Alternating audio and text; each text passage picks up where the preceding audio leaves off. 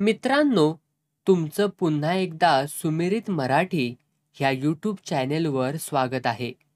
आजची कथा सुरू करण्यापूर्वी जर कोणी ह्या चॅनेलवर पहिल्यांदाच आले असाल आणि अजूनही सबस्क्राईब केले नसेल तर नक्की सबस्क्राईब करा. धन्यवाद.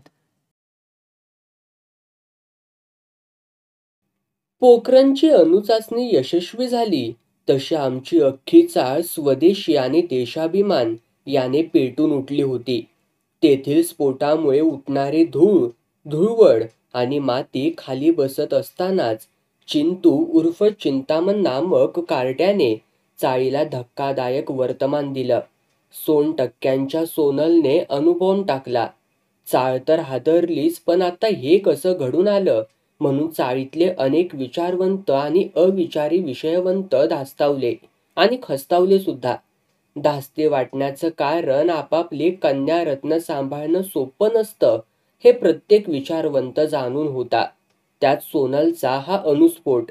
आणि अविचारी विषयवंतांना आता सोनल म्हणजे कोल्ह्याला द्राक्ष आंबट असा प्रकार होता. कोण सोनल, कोण 100%, कसला अणुबॉम्ब? नाही म्हणजे थोडा उपापोह किंवा थोडी उठाठेव आलीच की. शिवाय ससंदर्भ स्पष्टीकरण हे आलंच.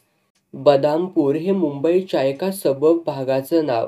मुंबईची छाप असणारं सारं काही तिथं अस्तित्वात. चाळींपासून कोटपर्यंतही न्या. चाळीत काही नसतं, सर्व काही असतं. तर काय, बदामपूरच्या चाळीत 100% नावाचे ग्रहस्थ राहत होते.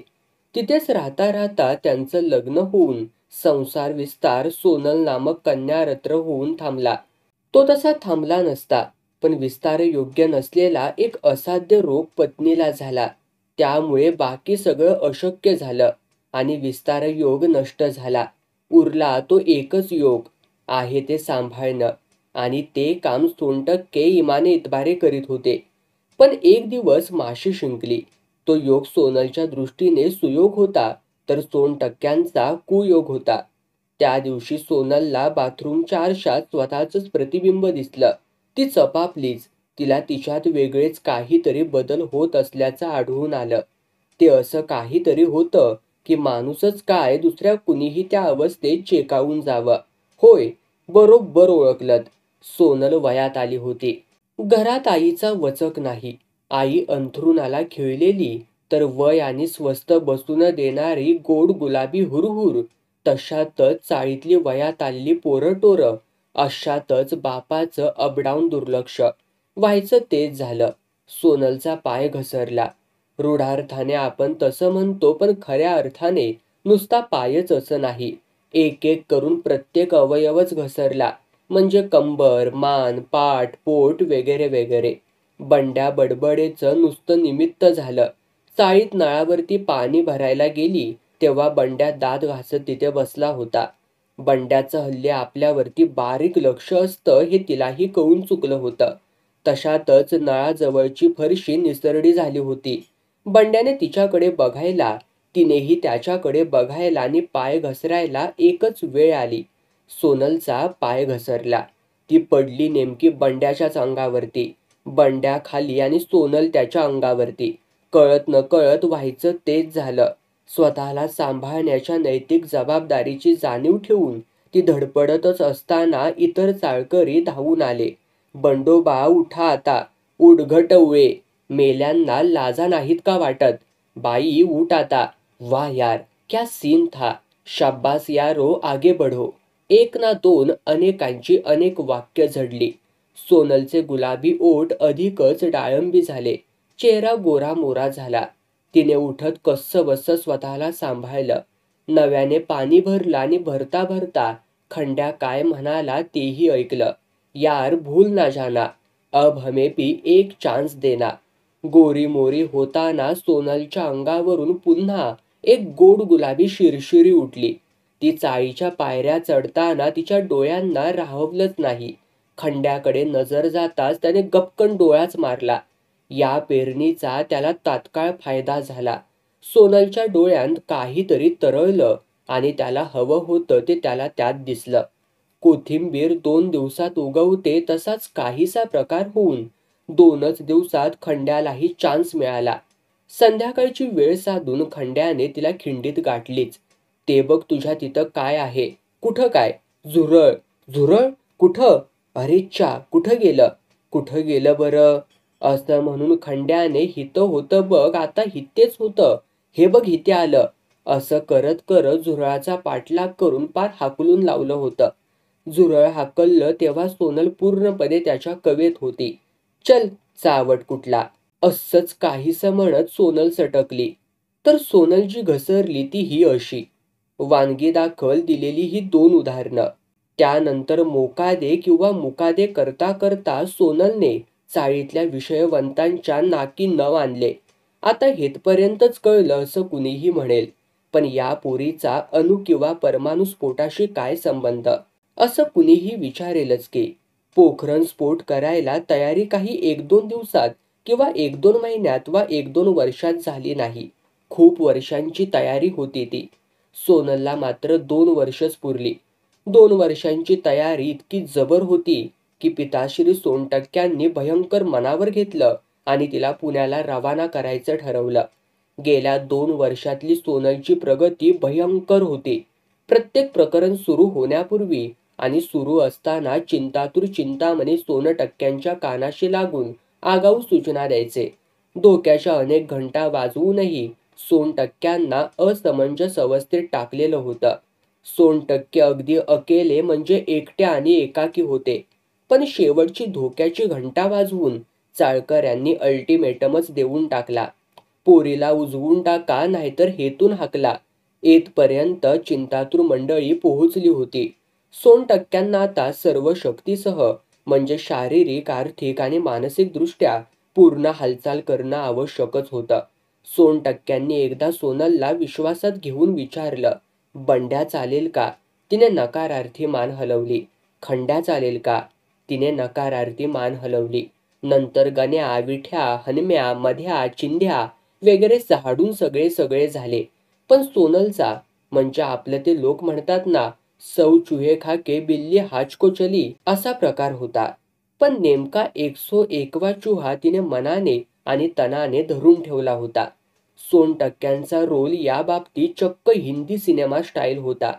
हिंदी सिनेमा स्टाईल त्यांनी देखील ए शादी नहीं हो सकती, हरगिज नहीं हो सकती असं ठणकावून सांगितलं होतं. बंड्या, खंड्या, मध्या, चंद्या सगळे चांगले होते. निदान त्यांना 100-500 रुपयांच्या नोकऱ्या तरी होत्या. पण तो जो 101वा चुहा तो 1 नंबरचा टपोरा आणि चंडोल होता. काय तर म्हणे नाटक करतो, दारू पितो, छदाम जवळ नाही, बापाच्या जीवावरती सारं चालू होतं. असं कुठवर चालणार? मग क्षणभर थांबून सोनटक्क्यांनी तिला निक्षून सांगितलं, तू पुण्याला जा. मी तुझं ट्रॅव्हल्सचं आजचं रिझर्वेशन केलं आहे. मावशीला कळवलं आहे. तिथे राहा. 12वी तिथे कर, नीट वाग आणि वळणावरती ये. पण सोनलच्या गाडीने जे वळण घेतलं होतं ते वळणावरती येण्यासाठी नव्हतंच मुळी. सोनलने नाईलाजानेच तयारी केली. त्या रात्री 9:30 वाजता सोनटक्क्यांनी स्वतःच सोनलला ट्रॅव्हलच्या पुणे गाडीत बसवून दिलं आणि सुटकेचा श्वास सोडला. पोरगी आता ठिकाणावरती येईल. सोनटक्क्यांनी सोनलला पोहोचल्याबरोबर फोन करायला सांगितलं होतं. रहस्य, रोमांच, रोमांस किंवा या घटनेच्या अणुस्फोटात काउंटडाऊन जे सुरू झालं ते याच रात्रीपासून. सोनलचा 101वा चुहा तिच्या दृष्टीने लाखो में एक असा होता. संदीप त्याचं नाव. बंड्या, खंड्या, चंद्या, मध्या इत्यादी मंडळींपेक्षा सर्वच दृष्ट्या तो सरस होता. उंच होता. रंग गहूवर्ण. नाकी डोळी नीटस होता. मधाळ वाणीने आणि रुबाबदार दाढी मिशांबरोबरच गालांवरती पडणाऱ्या डब्बल खळ्यांमुळे अनेक गिर्रेबाज पाखरं त्याच्या भोवती घिरट्या घालायची. पण काही काळाने निराश व्हायची. हा आपल्या भरल्या पोटाने तृप्तीचा ढेकर द्यायचा. नेमक्या त्याच वेळी त्याच्या सोबतच्या पाखराला आपण फसलो, आपल्या तोंडाला पाने पुसली गेली हे कळून चुकायचं.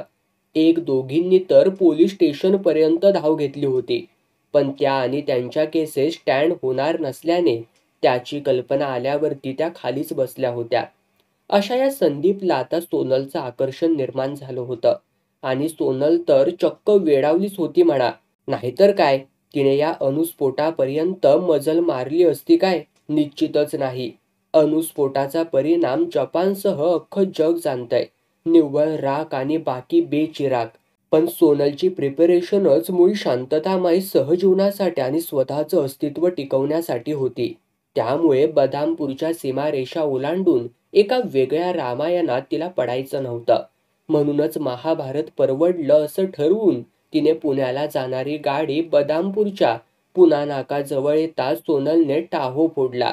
थांबा थांबा, अहो गाडी थांबवा गाडी, कंडक्टरने ड्रायव्हरला सांगितलं. थोडंसं चरफडतच ड्रायव्हरने गाडी थांबवली.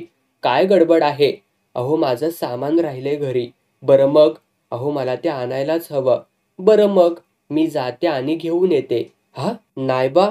आधीच गाडी या ठिकठिकाणच्या सीटा घेत घेत लेट झाली या. नाही जमायचं ते. ड्रायव्हरने दिलगिरी दाखवत दिलगिरी दाखवली. अहो कसं सांगू? ही मी रिक्षाने जाते आणि रिक्षाने परत येते. नाही बा. अरे काय लावलंय काय तुम्ही? शिंचे नेहमीच लेट करतात. हो ड्रायव्हर, बाईला जाऊ द्या. गाडी जल्दी सुरू करा. बाई तुम्ही खाली उतरा. मी उतरते आणि 5च मिनिटांत परत येते. ड्रायव्हर कंडक्टरचं एकमत झालं. तिच्यासाठी रात्रीची वेळ, बाई माणूस तशातच तरणताठ. पण आता आतल्या सीटा चांगल्याच तापल्या होत्या. दोघांचीही तो मारा सहन करण्याची इच्छा आणि ताकद नव्हती.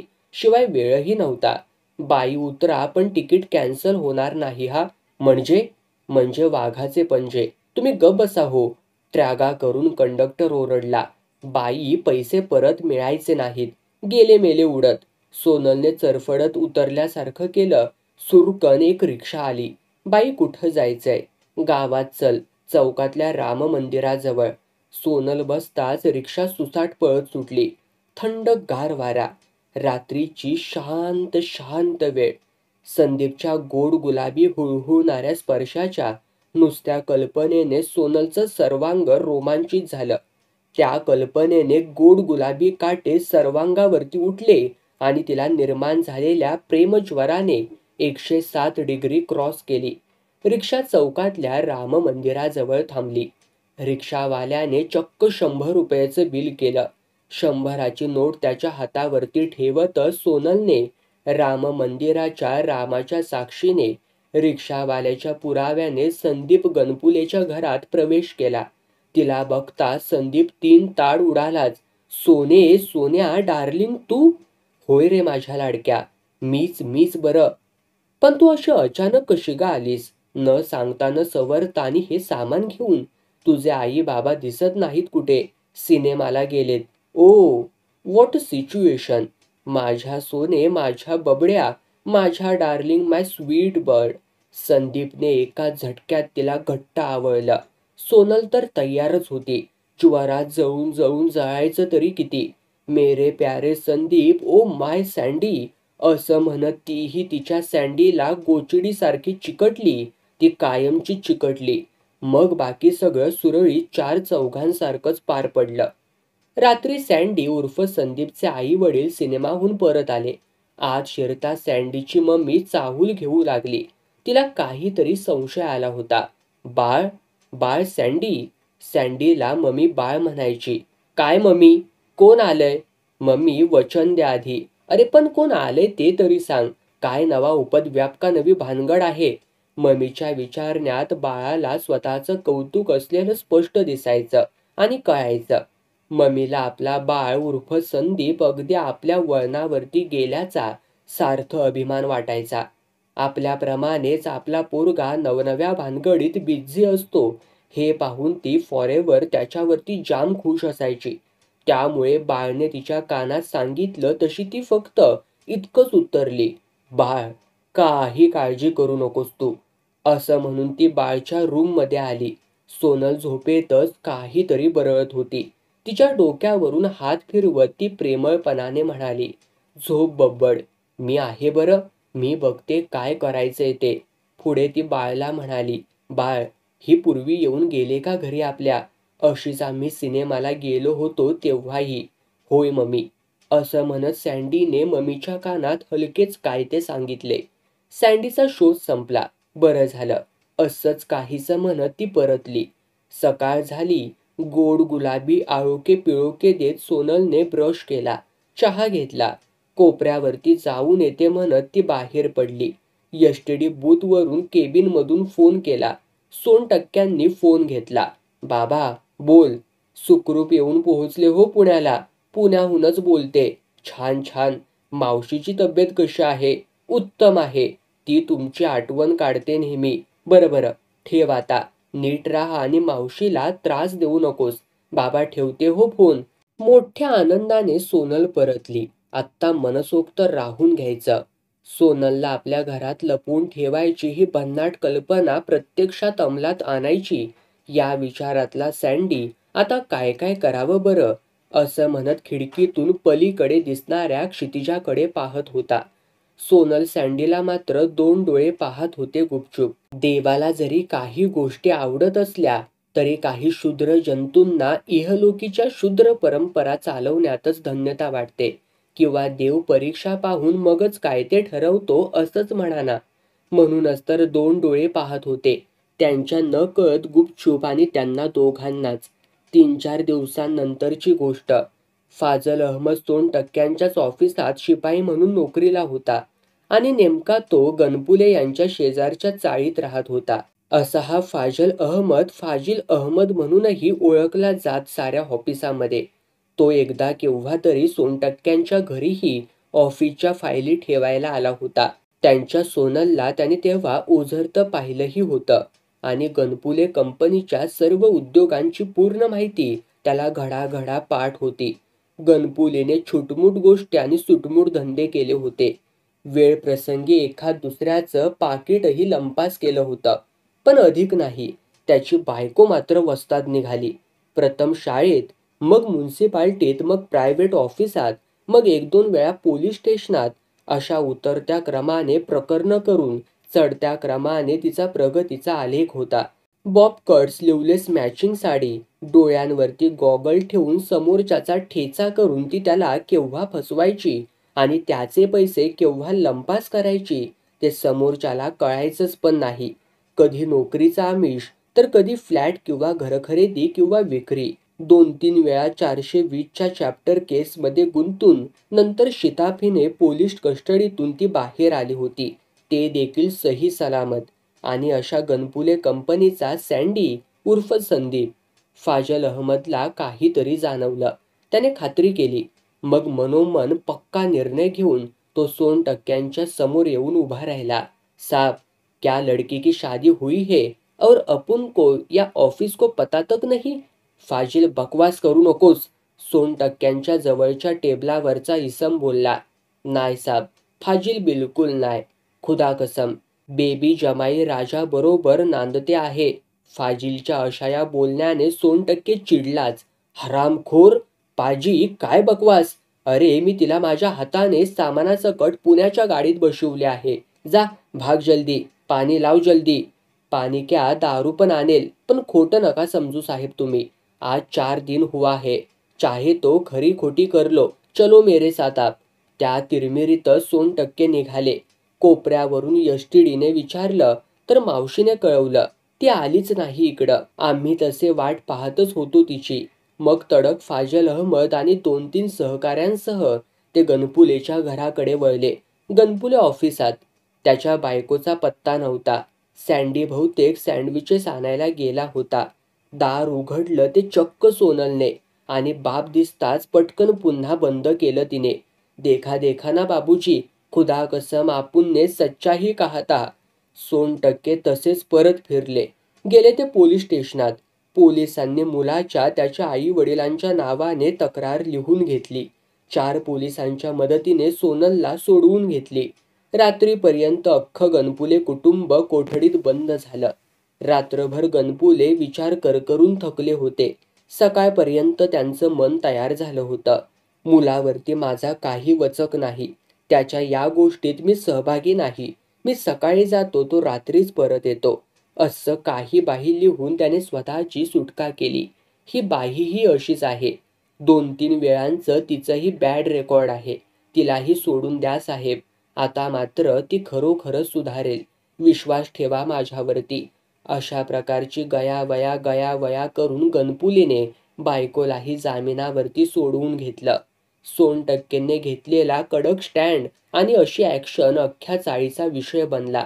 वार्ता हा म्हणता आगीप्रमाणे लोटभर चाळभर झाली. सोनटक्क्याने अख्ख्या चाळीच्या साक्षीने सोनलला बुकलून काढली. अख्खी चाळ हळहळली. विचारवंत आणि अतिविचारवंत प्रगाढ चिंतेत चिंतातूर झाले. मार खाताना सोनलला झीट आली. झीट येऊन ती खाली पडली. डॉक्टर बोलवावा लागला. डॉक्टरशी बोलताना ती एकटीच होती. डॉक्टर बाबांना किंवा कुणालाच अजून काही सांगू नका असं म्हणून त्यांना पटवून घेण्यात तिने बाजी मारली. त्याच दिवसाची दुपारची गोष्ट आहे.